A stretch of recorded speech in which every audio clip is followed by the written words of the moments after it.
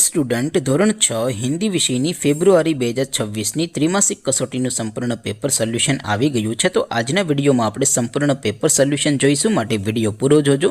વિડીયોને લાઇક કરજો, તમારા બધા મિત્રો સાથે શેર કરજો। તો ચાલો શરૂ કરીએ આજનો વિડીયો।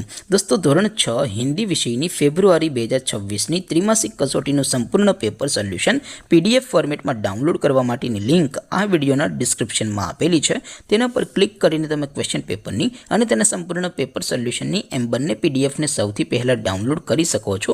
અથવા તો દોસ્તો, પેપર સોલ્યુશનની પીડીએફ ડાઉનલોડ કરવા માટે તમારે ગૂગલ ઉપર સર્ચ કરવાનું છે www.mygkguru.in।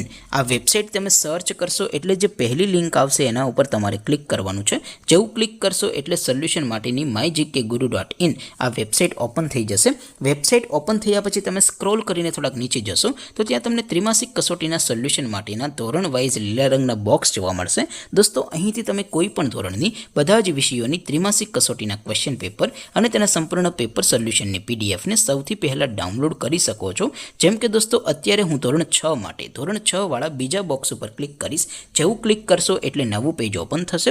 નવું પેજ ઓપન થાય એમાં તમે થોડાક નીચે જશો તો ત્યાં તમને ધોરણ 6 પેપર સોલ્યુશન 2026નું એક બોક્સ જોવા મળશે, જેમાં દોસ્તો નીચે લખેલું છે ધોરણ 6 હિન્દી પેપર। તેની સામે ડાઉનલોડ બટન છે, તો એ ડાઉનલોડ ઉપર ક્લિક કરશો તો ધોરણ 6 હિન્દી વિષયની ત્રિમાસિક કસોટીનું ક્વેશ્ચન પેપર પીડીએફ ફોર્મેટમાં ડાઉનલોડ થઈ જશે। તેની નીચે લખેલું છે ધોરણ 6 હિન્દી સોલ્યુશન। તેની સામે પણ ડાઉનલોડ બટન છે, તો એ ડાઉનલોડ ઉપર ક્લિક કરશો તો ધોરણ 6 હિન્દી વિષયની ત્રિમાસિક કસોટીનું સંપૂર્ણ પેપર સોલ્યુશન પીડીએફ ફોર્મેટમાં ડાઉનલોડ થઈ જશે। તો દોસ્તો, આવી રીતે તમે ધોરણ 6ના બધા વિષયોની ત્રિમાસિક કસોટીના ક્વેશ્ચન પેપર અને તેના સંપૂર્ણ પેપર સોલ્યુશનની પીડીએફને www.mygkguru.in આ વેબસાઇટ પરથી ડાઉનલોડ કરી શકો છો।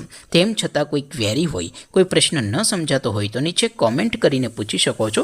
અધરવાઇઝ આપણે નવા વિડીયોમાં મળીશું, ત્યાં સુધી રજા આપો।